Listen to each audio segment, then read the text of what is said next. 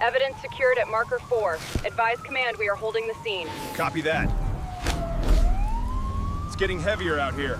Do you think that this suspect could strike again, whoever did this? Well, absolutely. Absolutely. I mean, criminal minds are criminal minds. Examine the two photographs the FBI released simultaneously on February 10th, 2026.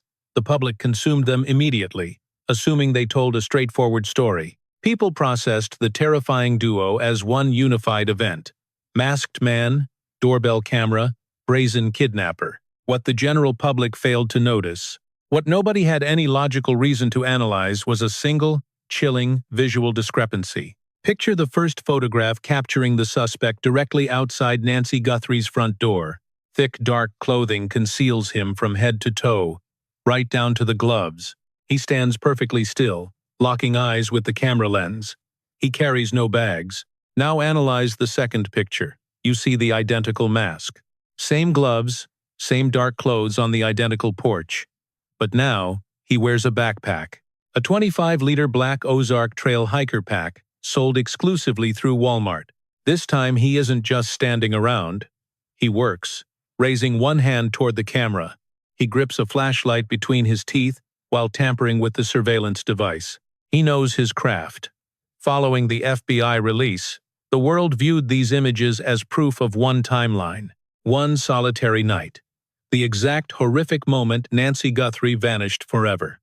They were entirely wrong. Then insiders started talking. ABC News, CBS News, CNN, and Fox News independently confirmed their claims. Investigative journalists cited separate sources holding direct, inside knowledge of the manhunt. This revelation changed everything. Those two images were snapped on entirely different nights. The backpack-free photo actually documented a completely separate, earlier day, captured before February 1st, 2026, a day preceding the actual abduction. On that earlier date, the predator who ultimately stole Nancy Guthrie away approached her door, locked eyes with the camera, and calmly walked away. He arrived, assessed the perimeter, and retreated. Then he returned, carrying the backpack and a plan. He brought everything necessary to finish his dark rehearsal. This is no internet theory. Multiple independent law enforcement officials verified this dry run directly to several distinct news outlets.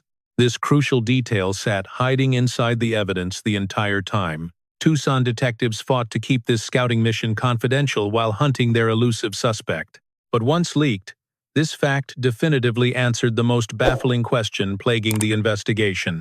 Why did authorities demand Nancy Guthrie's neighbors submit security footage dating all the way back to January 1st? Because they already knew the hunter had stalked his prey. He targeted Nancy Guthrie's door before February 1st. She chose to live alone inside a $1 million property located in the Catalina Foothills, a quiet, wealthy neighborhood tucked just northeast of downtown Tucson.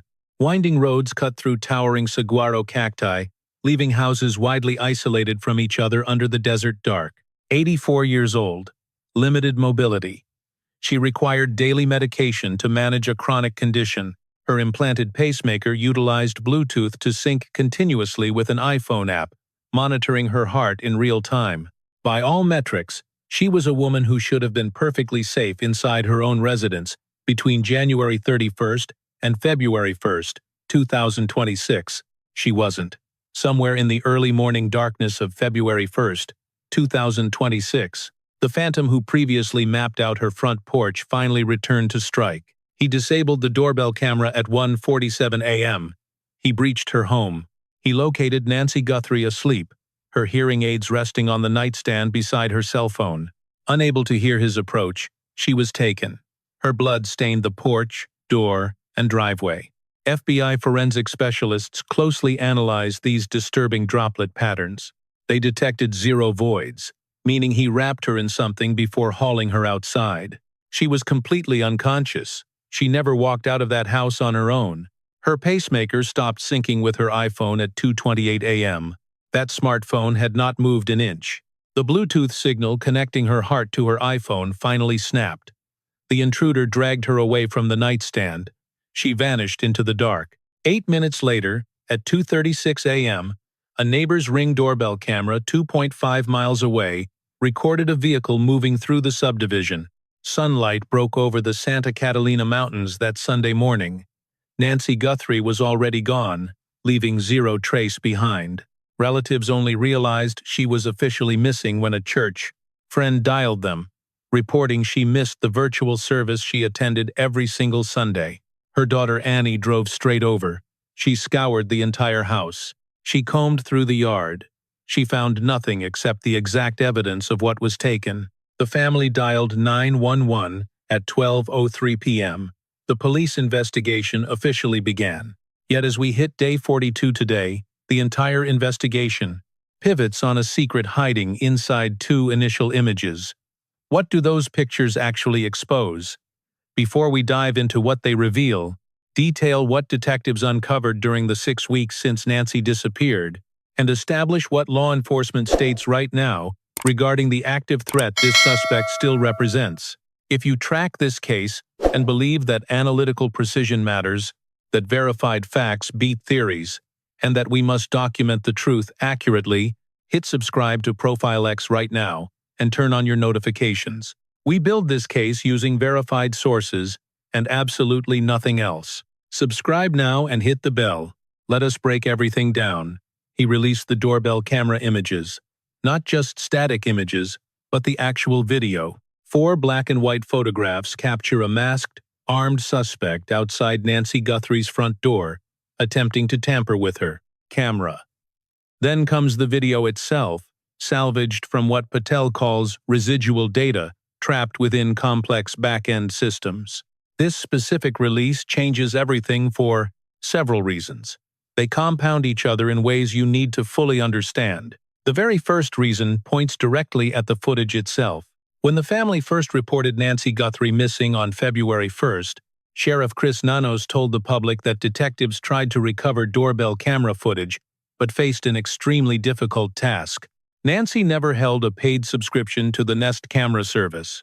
Lacking a subscription, the cloud ignores footage entirely. The system keeps files on limited local storage, overwriting them completely within hours. By the time detectives arrived on the scene that February 1st, those exact recordings should have been gone. They were not gone. The FBI partnered with Google for 10 straight days, extracting footage from what cybersecurity experts classify as a layered data architecture existing deep inside the back-end infrastructure of cloud-connected devices. Even without a paid subscription, the second-generation wireless Nest camera, the exact model Nancy Guthrie owned, utilizes local flash memory for backup. When something disrupts its Wi-Fi connection, the camera automatically pivots back to local storage. When forensic specialists process that local storage, armed with the correct tools and the proper legal authority, they pull data directly from residual fragments that normal users possess absolutely no way to access. Former FBI agent Timothy Gallagher, who directed the Bureau's Newark field office and worked extensively in major cyber investigations, explained this core principle publicly. Data transmitting out of a device like a Nest camera, even when the cloud service rejects preserving it in the conventional sense, bounces through multiple infrastructure stops before it reaches its final destination. Fragments linger at every single stop. The FBI, Gallagher noted, possesses exceptional skill at diving into those data streams and extracting the exact bits and pieces that investigators demand. FBI Director Patel described the intense process exactly this way. His agents successfully executed lawful searches, approached various private sector companies, expedited the results, breached their systems, and excavated material that people assumed had been permanently deleted. The footage exists today because the FBI simply refused to accept that it disappeared. The security footage captured a terrifying crime, but the initial review completely missed the timeline's most critical detail. It wasn't just a masked man on the porch. Weeks later, analysts realized he stood in that exact spot before. When authorities released the video on February 10th and the days following, the public watched a disguised figure walk straight up to Nancy Guthrie's front door. Pulling the frames, FBI analysts quickly issued a specific physical breakdown of this suspect. They noted a male of average build, standing between 5 feet 9 inches and 5 feet 10 inches tall, A black mustache peeks past the edge of his mask in a few specific frames. He wore a full face mask, dark clothing hiding his entire body, and heavy gloves. Strapped to his back was a 25-liter Ozark Trail hiker pack, a backpack sold exclusively at Walmart. A tactical holster sat on his right hip, securely holding what analysts strongly believe is a real firearm. Forensic image experts scrutinizing his right wrist spotted a possible tattoo, perhaps part of a full-sleeve design. Deep analysis yielded one more granular detail, a potential ring glinting on the suspect's hand. But what he actually did once he stepped onto that porch immediately shifted the entire trajectory of the investigation. He approached the door and never hesitated, fluidly moving through the area like he already mapped it out. He reached a gloved hand straight toward the lens, aggressively trying to snap the camera right off its mount. When that failed, he grabbed leaves from a nearby potted plant and shoved them directly over the lens. He knew exactly where that camera lived before arriving, bringing a specific plan to defeat it. Former retired FBI Supervisory Special Agent Jason Pack, speaking to Fox News Digital, spelled out the exact significance of these movements. Casing the residence proves this crime was not some impulsive act, he stated. That displays pure sophistication, marking the hallmark of an offender who carefully planned this out. Pack explained to the network that this matters immensely from a strict legal standpoint, because clear premeditation and direct planning drastically escalate the severity of the charges. The suspect probably believed they were operating with extreme caution, he added, but showing up on camera twice while actively avoiding identification destroys any illusion of being careful. Take a second and truly process that last statement. Appearing twice on camera, a reality sources explicitly confirmed in the days after the footage dropped. Investigators found a massive anomaly, spotting a specific frame where the masked suspect lacks a backpack entirely. In this distinct image, he simply stands at the doorway instead of actively attacking the security system.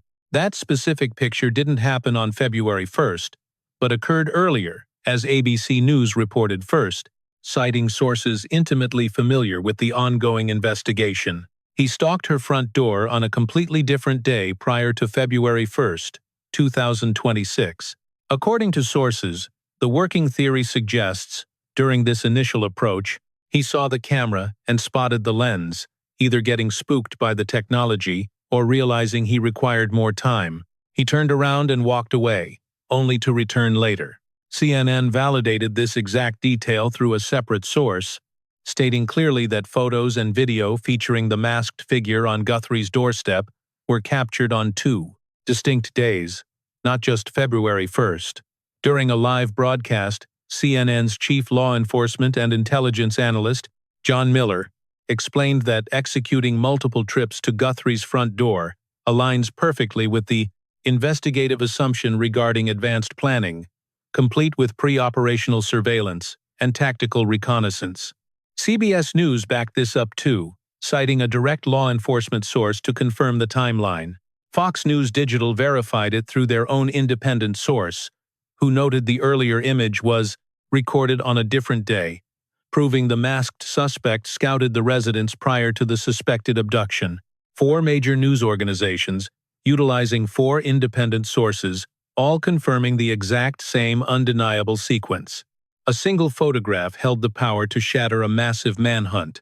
Detectives guarded it relentlessly until the boss hit publish. Tucson investigators, working non-stop since February 1st, were reportedly floored when FBI Director Kash Patel dropped the doorbell images online on February 10th. They never feared the actual visual value of the leak. According to a law enforcement source speaking directly with CNN, one specific frame was meant to stay completely buried, the shot lacking a backpack, the undeniable proof of a prior visit. Tucson authorities tightly gripped this timeline shift. They harbored the explosive reality that their target had scouted the property beforehand. Detectives leveraged this secret carefully. They quietly chased down leads that public exposure might immediately burn. They knew if the predator realized cops had uncovered his early scouting trip, he would alter his habits, shred evidence, or intentionally scramble their efforts to trace his exact path. Then the FBI director posted it on X for the whole world to witness. How did local brass react? They walked a linguistic tightrope. The Puma County Sheriff's Department's immediate response regarding the conflicting dates was fiercely sanitized. Their official statement read exactly like this: "We are aware that doorbell images released earlier in the investigation depict a suspect in different stages of attire, including with and without a backpack. There is no date or timestamp associated with these images. Therefore, any suggestion that the photographs were taken on different days is purely speculative." Read between the lines. The department openly admits the published files lack digital clock data. They tell zero lies there. The raw footage lacks visible timestamps. Yet the agency never claims the suspect made only one trip. They outright refuse to explicitly deny a previous visit. They just brand the multi-day theory speculative. But whose speculation are we questioning? The kind holding a badge. Hearing 4 independent law enforcement sources spill facts to 4 major news outlets hits much differently than random nobodies guessing in a comment section. The American Tribune, dissecting the PCSD language, nailed the exact strategy. They noted the massive canyon separating that never happened from "we refuse to confirm that happened." Sheriff Nanos personally drifted toward the latter, while his department's written text mirrored the former. Both cannot be the whole truth. But the sheriff locked down one undeniable fact. What did he demand? He demanded the tape. Investigators told Nancy Guthrie's neighbors to submit surveillance video covering the entire month of January, zeroing in with laser, focus on January 11th between 9 p.m. and midnight, plus the hours framing, the abduction between January 31st and February 1st. Task forces avoid casting nets that wide for a one-night hit. January 1st through February 1st is a huge 31-day sweep. January 11th represents a massive red circle on an investigative calendar for a very distinct reason. Exactly 20 days before the kidnapping, a suspicious vehicle prowled the area near NY's home. Detectives flagged that exact date. They requested footage from that specific window because they tracked him into January. They firmly believed he stalked the property back in January. This means prior visits might stretch further back than anyone officially confirms. Why does this timeline matter? It alters everything. Premeditation inside American criminal law operates beyond a simple buzzword. It operates as the definitive legal wedge, splitting separate degrees of criminal charges and commanding the brutal severity of sentencing. The justice system views a spontaneous explosion fundamentally differently than a cold, calculated hunt. He watched her first. Premeditation demands prior thought, intense preparation, and a chilling choice. Catching his scouting visit on camera, as the former FBI agent analyzing this case stated, provides the absolute proof of a highly sophisticated, premeditated strike. Forget the legal angle for a second. Think about the raw, human reality. It means he chose Nancy Guthrie. He did not just stumble through the dark to make a random, opportunistic grab. He pinpointed her, traveled to that address, and stood on her porch long before abduction night. He stared directly into that lens. He assessed exactly what he faced. He made tactical choices based on that run, returning fully equipped to execute those decisions. This predator stalked Nancy Guthrie before February 1st, 2026. He knew her identity. He knew where she slept. He mapped her home's exterior perfectly. He might have even known the intimate details of the inside. So how did he gather all of these terrifying details? That mystery remains one of the most critical unanswered questions right now. Did he research her from afar, using public records, online data, or satellite imagery?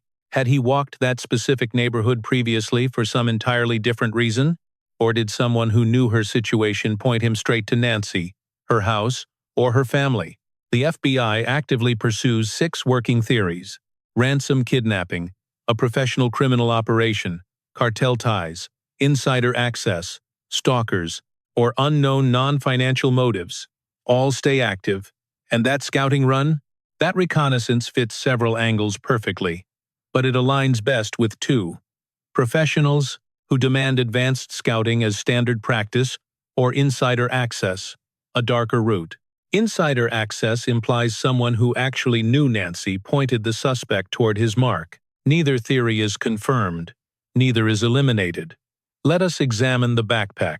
The 25-liter Ozark Trail Hiker Pack sells exclusively at Walmart, not high-end tactical gear. You do not buy this at specialty outdoor retailers or military surplus supply stores. This remains a mass-market item sold at one retailer, one size, one price point. The FBI publicly confirmed this. Sheriff Nanos verified it, and investigators immediately partnered with Walmart management to start developing purchase leads, cross-referencing the bag's limited retail availability directly against transaction logs, loyalty data, and store surveillance around Tucson. But look closer. Then there is the holster. In that porch video, the suspect wears a gun holster right on his front waistband. Sheriff Nanos stated publicly across multiple interviews that this holster possessed incredibly unique, identifiable characteristics. He admitted investigators could not name it yet, but his team was working hard on it. He described their process directly. Detectives hit gun shops everywhere, asking point-blank, "Have you seen this guy? Can you help us identify this weapon? Help us name this specific holster?" A Miami police officer analyzing footage for Fox News Digital identified it. A strategy, large-frame revolver, hip holster. A product available at Walmart for roughly $10. The officer noted its color looks different on tape simply because of the Nest camera's infrared technology. He called the holster cheap, easily distinguished, and wildly unpopular among regular carriers. It features a distinctive shape and retention band. Nobody really uses it. By the weekend after the footage dropped, the suspect missed one fatal detail. That specific holster was only stocked at 5 Walmart locations across the Tucson area. Then investigators scrutinized the weapon. The firearm visible in the video appears, based on professional analysis, to function as a compact, semi-automatic pistol. CNN gun analyst Stephen Gutowski described it as closely resembling a Sig Sauer P365, which ranks among the most purchased concealed carry firearms in the United States. Gutowski noted the holster, built for a revolver with a 4 to 6.5-inch barrel, makes an illogical pairing for a semi-automatic handgun. This mismatch changes everything. It points to a suspect who hastily assembled his gear without expertise, or an operative forced to work with random supplies. The weapon and the holster reject each other. This is not the loadout of a professional who acquired specialized equipment for a targeted job. What this evidence tells investigators remains ambiguous, yet absolutely critical. Retired police sergeant and trainer Betsy Brandner Smith thoroughly analyzed the security footage. She stated the equipment suggests a suspect grabbing gear and improvising. She added, "I do not think this guy was a professional either. I think his demeanor says that he was in on the kidnapping, the home invasion, whatever it is going to be." Listen to her phrasing. She said in on it. In on it with exactly whom? The subsequent gun shop investigation proved totally relentless and methodical. Investigators refused to stop at the backpack and the mismatched holster. They actively hunted the suspect through local firearm purchase records. Philip Martin, who co-owns Armor Bearer Arms in Tucson, told Fox News Digital an FBI agent physically visited his store, carrying 3 pages of material, featuring approximately 18 to 24 targets, complete with full names and photographs. The agent asked Martin to verify if those specific targets purchased a firearm there within the past year. Martin checked.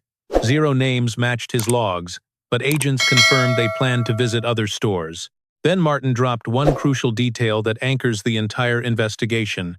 While studying the doorbell camera footage of the suspect, he noticed distinct facial hair. The intruder sported what looked like a dark black mustache visible at the edge of his mask. Martin later told a local television station, "Based on that video I saw of the kidnapper at the house who was caught on camera, the facial hair that I saw on the video reminds me a lot of these photographs." He refused to elaborate. The FBI remained silent. Yet Martin's observation proved the Bureau was not blindly circulating random lists. Agents had specific targets. They possessed 18 to 24 exact faces. But would the public recognize them? Yes. Within mere hours, Callers completely flooded the official FBI tip line. The Puma County Sheriff's Department tip line experienced an identical surge. Over the course of the next several weeks, the combined tip volume reached between 40,000 and 50,000 calls and messages. The public shared those images millions of times.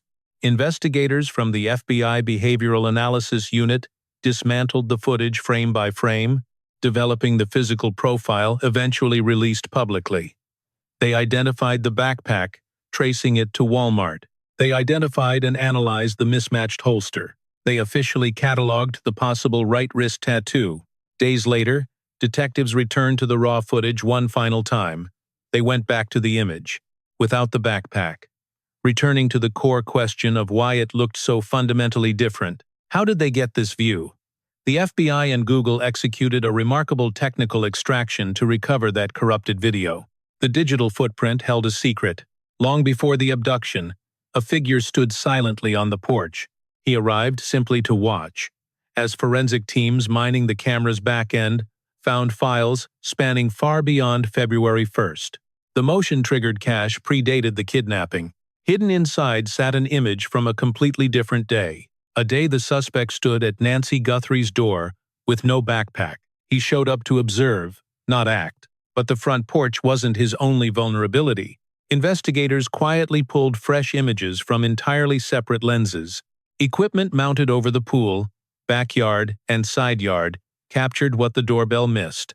Detectives initially stated Nancy's security net lacked depth. They thought she relied exclusively on that front-facing Nest doorbell, completely blind to the rest of the property. But motion-activated devices actually watched the exterior, hoarding unprocessed data. Sources briefed on the probe recently told ABC News analysts recovered isolated thumbnail images triggered by movement, missing continuous video files. Those fragments exposed a crucial detail. Multiple individuals walking through the exterior yards during an unspecified time frame before the kidnapping. Following Nancy's disappearance, police officers show up near the pool. The FBI officially stated, "Nothing retrieved from those exterior lenses looked suspicious." Do not ignore what this means for the timeline. These viewpoints document zones totally excluded from the initial evidence logs. Every captured shadow from the days and weeks surrounding February 1st changes the baseline of known activity here. If the intruder scouted the porch, did he also stalk the yard? Did he test the rear entryways? Did his earlier surveillance stop at the doorbell? Or did he roam the perimeter? We still lack those answers. Federal agents refuse to confirm what, if anything, these exterior thumbnails added to their manhunt. Yet technicians retroactively mined those cameras weeks into the search. Using the exact methods deployed on the doorbell tells you what they need. They are constructing a master timeline of his movements. And that timeline starts well before February 1st. Then Sheriff Chris Nanos spoke to NBC Nightly News Thursday of this week, dropping a bombshell. A reporter asked if the man who took Nancy Guthrie might strike again. He replied, "We believe we know why he did this, and we believe that it was targeted." He immediately added, "We're not 100% sure of that, so it would be silly to tell people, 'Yeah, don't worry about it, you're not his target.'" Then came the warning. "Don't think for a minute that because it happened to the Guthrie family, you're safe. Keep your wits about you." 3 warnings, each heavier than the last. Saying, "We believe we know why he did this," carries massive weight 42 days in. With no publicly named suspect, Nanos openly admits detectives figured out the motive, locking down the details. He cited the integrity of the active case and refused to elaborate. But putting that claim on national television changes everything. Behind closed doors, it means those 6 working theories have definitively narrowed. It means the collected evidence is pointing in one undeniable direction. Investigators are practically no longer operating in complete darkness about why an 84-year-old woman in Tucson, Arizona was targeted in her own home. But their second statement, that they aren't 100% sure the Guthrie family was the intended mark, poses a lingering question the public hasn't fully processed. If they specifically wanted Nancy Guthrie, whose daughter is a famous television journalist, the motive is likely ransom. But if they weren't targeting this family? If it was, as one theory suggests, An elderly woman living alone in an affluent neighborhood? Then the broader implications turn significantly darker. Savannah Guthrie's fame had absolutely nothing to do with it. It means the selection criteria for this victim is fully replicable. Other potential targets are out there. A third statement makes that underlying implication explicit. Don't think because it happened to the Guthrie family that you're safe. Keep your wits about you. A sheriff doesn't say this without a specific reason. Law enforcement won't issue public warnings about a suspect's potential to reoffend without concrete basis for that concern. This warning isn't performative. It reflects something tangible the investigation uncovered. Something about the suspect's psychological profile, his motivation, his operational pattern, or his lack of resolution in this active crime. Something tells investigators this danger is definitely not contained. Retired FBI Special Agent Steve Moore, speaking to News Nation in a separate interview this week, offered an equally sobering analysis. Asked, why 6 weeks in, with a $1.2 million reward, no one has come forward?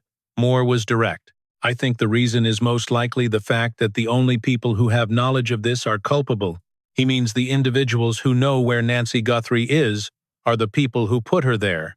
No innocent bystander casually walked past this crime scene and said nothing. No neighbor overheard a violent struggle and simply stayed quiet.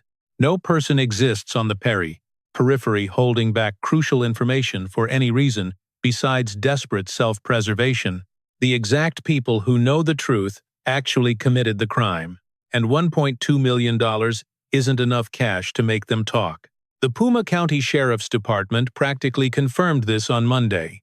Sheriff Nanos told Fox News Digital that specialized dogs remain fully available if required later.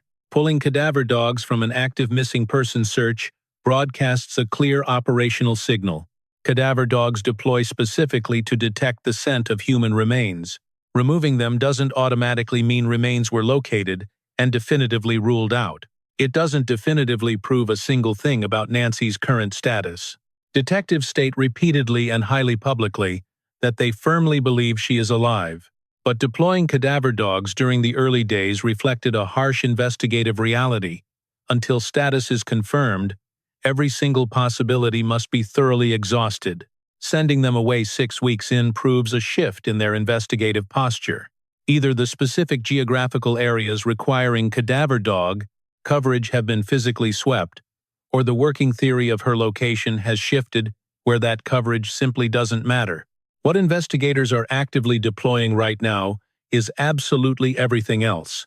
The signal detecting helicopter, the ongoing DNA analysis, the targeted cell tower data, the Walmart purchase records, the subsequent gun shop canvas, the investigative genetic genealogy process, hunting the unidentified male DNA recovered from the property, and that lone glove found exactly 2 miles away.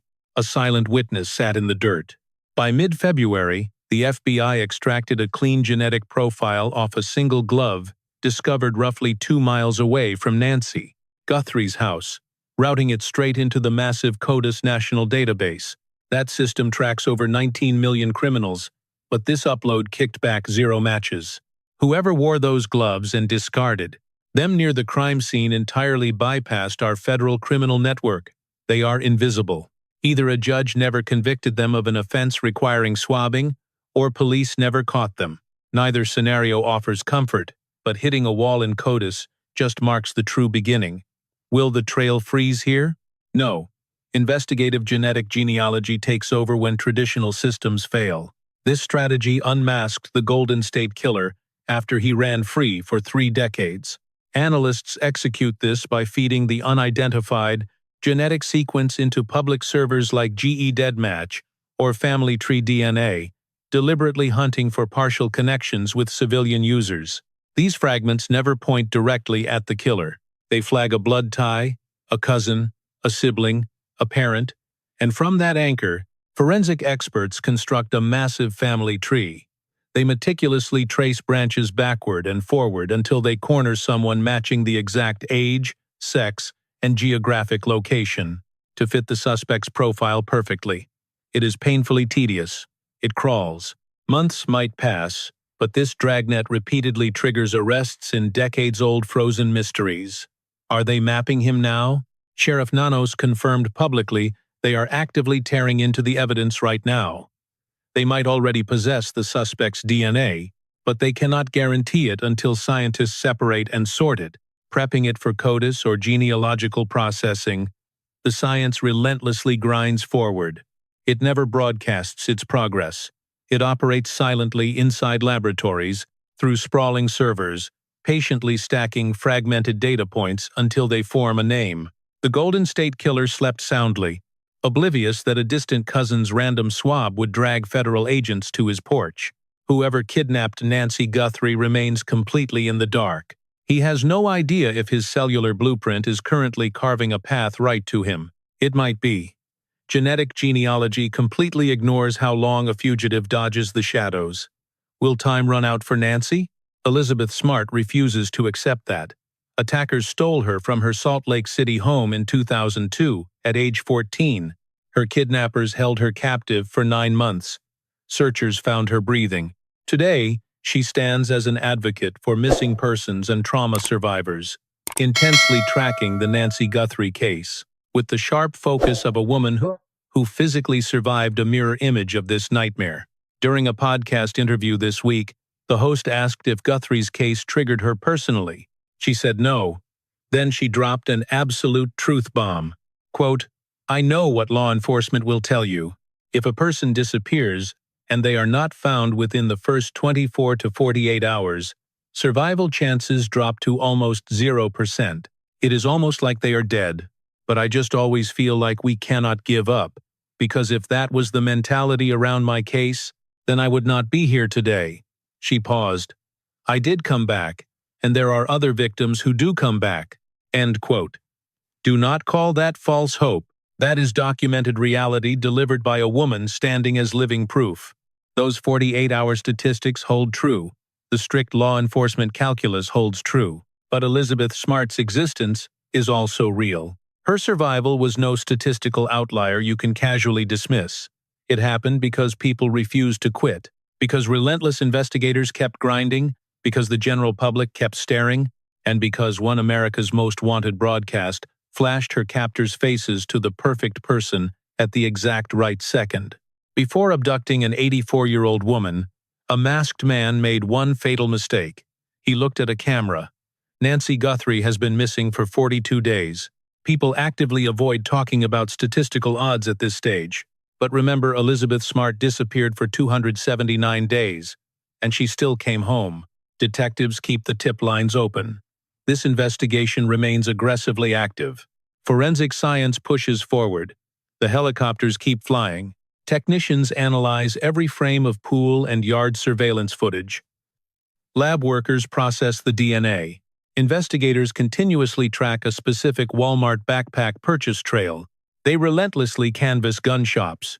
Grim statistics stop none of this. Passing the 42-day mark changes nothing. But who was waiting at the door? Before February 1st, 2026, a masked suspect stood on Nancy Guthrie's porch. He carried no backpack, assessed his surroundings, and walked away. Between that scouting run and February 1st, something shifted. Hard decisions were made. The suspect finalized his preparations. He packed the backpack and strapped on a holster. He loaded a firearm, setting whatever plan he created into motion. Then, at exactly 1:47 a.m. on February 1st, the feed went permanently dead. Why? Investigators need to close the timeline gap between those two distinct visits. That window conceals the exact motive and hides the planning phase. During that gap, someone designated an 84-year-old woman in the Catalina Foothills as the primary target. They confirmed she lived entirely alone and verified her limited physical mobility. They ensured she would sleep in her bed between January 31st and February 1st. They confirmed the execution phase was ready to launch. How did he bypass the surveillance? That preliminary visit proves the suspect lacked long-distance intelligence. He had to stand at her door and look. Spotting the camera forced a critical decision, making him realize he needed a countermeasure before striking. When he finally returned, he brought his countermeasure with him, He obscured the view using a potted plant, then pressed his gloved hand over the glass. He severed the connection at exactly 1:47 a.m. But did he actually erase his tracks? He walked away believing he destroyed the evidence, but the FBI and Google recovered images from both visits. This stands as one of the most consequential forensic breakthroughs in the entire investigation. He approached that porch twice, assuming no one recorded him, and he miscalculated twice. The technology proved more resilient, and the FBI brought more resources than he ever anticipated. Somewhere hidden inside those recovered digital frames from both nights lies the exact information forensic experts fight to extract right now. They analyze his walking gait, posture, and height against the standard door frame. They measure his hand span and isolate a specific tattoo resting on his wrist. They enhance the pixels to identify a possible ring on his finger. They map the stray facial hair poking out from his mask. Every single detail is a thread. Investigators pull on these threads, knowing one ultimately leads to a name. Who is he? Retired FBI agent Jason Pack addressed this abductor's behavior directly. The suspect in this case likely believed he acted with extreme caution. Showing up twice on camera while trying to evade identification isn't careful. He just thought he was smart. He returned carrying a backpack, wielding a plant, and executing a plan. He killed the camera, dragged an 84-year-old woman out of bed in the dead of night, and wrapped her body. He carried her through her own front door, drove through the quiet desert streets of Tucson, and vanished. He believed he was invisible. He showed his face to that lens twice. 42 days later, what waits for him? 100 FBI agents, 400 local investigators, and 40,000 incoming tips. The genetic science that took down the Golden State Killer was just the beginning. Today, the forensic force of the FBI lab system and that exact investigative genealogy technology all lock onto a brand new target, aiming squarely at him. 42 days have vanished since Nancy Guthrie stepped inside the garage and rested her hearing aids on the nightstand. 42 days since the security feed went completely black at 1:47 in the morning. 42 days since her pacemaker flatlined its data transmissions at 2:28 in the morning. 42 days since a vehicle prowled the pitch-black desert 2.5 miles away. And somewhere in those days, somewhere inside the laboratories, the databases, the firearm logs, the Walmart transaction histories, and the digital forensic networks, analysts actively pull extracted data from lenses the suspect swore he completely destroyed. Somewhere inside all that noise, the path toward him finally takes shape. That path begins with a prior visit. It reveals a truth that should have screamed out immediately, and perhaps did to the experts who knew exactly what they viewed. He never selected Nancy Guthrie by random chance. He chose her with absolute calculation. He approached her door, evaluated his target, and decided she justified a violent return. He locked in that choice before February 1st, fully aware he stalked an 84-year-old woman living alone. He memorized her home. He gathered enough tactical intel to strike on a specific evening at a precise hour, executing a highly detailed blueprint for violence. But why did he draw it up? The question driving this 42-day manhunt goes far beyond his identity. It demands a motive. Why this exact house? Why this woman? Why this family? Nanos confirms investigators believe they hold the answer, though he refuses to broadcast it publicly. Yet the mere fact he acknowledged it, before immediately issuing a chilling caution warning the public to never assume they remain secure, suggests the ultimate. Truth will expose something disturbing about our modern reality that we might not stand ready to accept. Are we safe? For now, the hunt pushes relentlessly forward. The science relentlessly advances. The manhunt accelerates daily. And, somewhere out there, a man who stood on that porch twice, fully convinced he committed the perfect crime, lives with the crushing reality that 40,000 tips flooded the network, that his DNA sits inside a forensic database, that investigators tracked his backpack to a sole retailer holding complete transaction logs, that authorities identified his holster and actively cross-reference it against firearm sales records across Tucson, and that a massive federal agency partnered with the most powerful tech corporation on Earth to resurrect the deleted camera footage capturing both his trips to that entryway. He showed his face twice on camera. The FBI stepped into the lab just once, and the digital ghost he tried burying remains intact, waiting for the final review. But the true horror lies elsewhere. Not the frame of the masked intruder, nor the snapshot with or without his bag. The visual that burns into memory happened earlier. A late January Saturday evening featuring a family dinner and a game night, an 84-year-old woman using an Uber to reach her daughter's home because she valued independence and refused unnecessary rides. She enjoyed a meal. She played board games. She shared laughter with her daughter and son-in-law.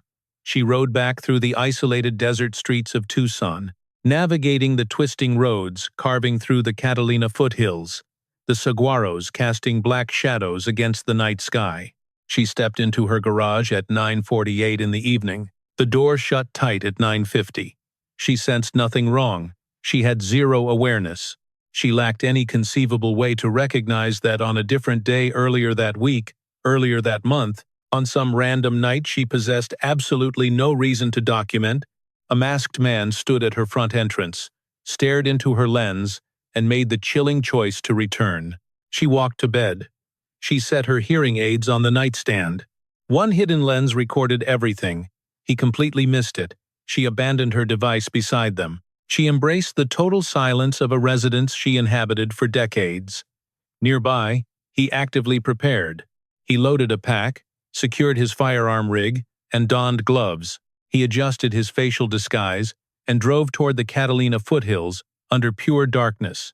He steered straight toward a property he previously scouted, targeting a sleeping victim totally oblivious to his arrival. He stepped toward the main entryway where that system tracked him again. He calculated that the surveillance held zero power. Did it? It absolutely did. 42 days pass, and detectives push forward. Analysts process the digital data. Forensics build toward identifying this intruder. Nancy Guthrie remains missing. The man standing outside her entrance before February 1st evades capture. Who is he? Detectives aggressively work to bridge that distance. The FBI offers $100,000. Speak up if you possess hard facts. It might secure her return. Will anyone dial? Someone must. If this inquiry makes you question those two appearances, or the digital forensics that salvaged supposedly deleted video files, or the specific facts police deliberately conceal from the public, or the 42 days, extending this ongoing hunt for a suspect, subscribe to Unsolved Archive immediately and activate those priority alerts. Are we close? We certainly are. We track this case using confirmed contacts, precise data, and strict boundaries separating proven facts from mere speculation. Nancy Guthrie requires absolute accuracy. She requires exactness. She requires dedicated citizens intensely focusing on actual physical evidence. Smash that like button today if you demand her safe return. Leave a remark below stating what you consider the most critical clue currently. Distribute this footage widely to anyone actively tracking this mystery. Are you hiding something? If you are, listen closely.